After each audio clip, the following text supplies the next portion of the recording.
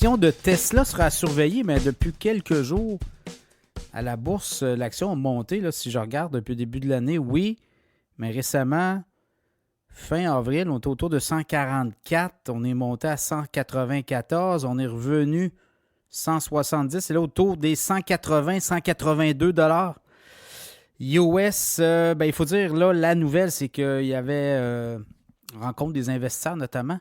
Et on a décidé d'accorder la fameuse entente de paiement pour le salaire d'Elon Musk. Il faut savoir qu'Elon Musk n'est pas rémunéré, n'a pas de salaire fixe chez Tesla. Il est rémunéré selon des objectifs très précis de vente, de profit et également le titre boursier à la bourse.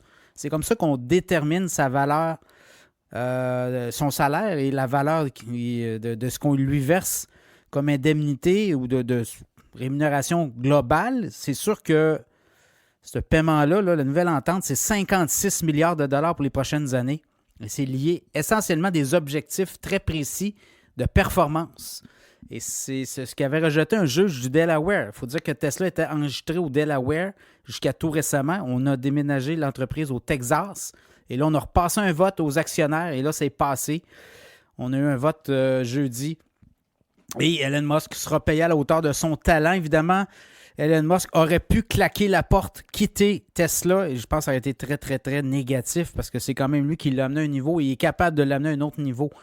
Et quels sont ces autres niveaux-là? Je regarde les analystes sur Tesla. Bien, quand même, si je regarde là, au niveau des revenus, 21,3 milliards au dernier trimestre, 1,1 milliard de profit net, taux de rentabilité de 5,3. Ça a déjà été beaucoup plus élevé. Là. Tesla quand même traverse des nuages de turbulence.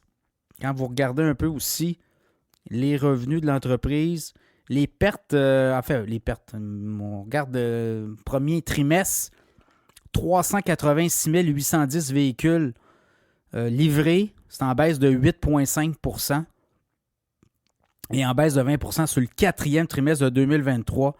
Donc, on nous dit que actuellement, les ventes de voitures électriques, c'est très difficile. Hein? Vous le voyez, les consommateurs, l'inflation, les gens n'ont pas de revenus disponibles. Les coûts d'emprunt ont explosé pour les hypothèques et ça, ça a un impact évidemment dans le marché.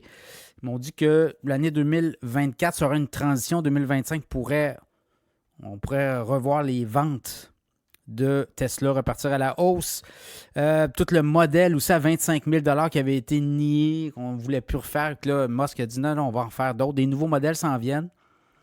Et je regardais un peu les analystes. Chez Morningstar, on évalue très bien là, la valeur réelle d'une action d'une entreprise et on l'évalue à 200 $.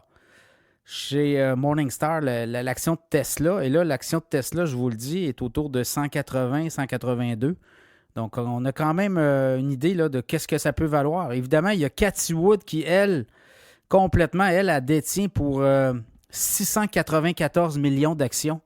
En termes de valeur, là, 694 millions en valeur d'actions de Tesla. C'est sa plus grosse position là, dans le fonds ARK Innovation. Et elle dit 2029, l'action de Tesla va frapper les 2600 $. Donc, elle le voit. Elle le voyait à 2000 $ en 2027 et elle vient de rehausser ses cibles sur Tesla. Elon Musk a répondu oui, c'est possible. On peut se rendre là. Donc, voyez-vous, on a un super cycle à l'horizon pour Tesla. Les analystes, dans l'ensemble, on n'est pas là. On voit le titre à 180. Donc, à peu près là. Donc, vous voyez, on pourra peut-être avoir des nouveaux... si on a des nouveaux résultats financiers plus intéressants, des nouveautés, on va peut-être rehausser les cibles. Dans le cas de Tesla, le mois d'août, il y a aussi les journées de Tesla. On rencontre les analystes puis on explique où on s'en va. Et le titre, là, tout dépendant, il y a des analystes qui le voient à 225, 250. Il y a du 310 $ aussi. Et il y a également du 100 $. Donc, ça va du tout pour Tesla. Il y a les haters, les lovers de Tesla. Et il y a Ron Barron, qui est un investisseur milliardaire. Lui a misé sur Tesla, ça fait des années. Il a fait beaucoup d'argent avec Tesla. Et lui, il miserait. Il dit, si j'avais encore beaucoup d'argent à miser, je miserais tout mon argent sur Tesla. Donc voilà, Tesla sera à surveiller. C'est un titre qui pourrait repartir vers le haut en deuxième partie de l'année. Évidemment, il peut y avoir des poches de décompression, là. Donc, Tesla à surveiller.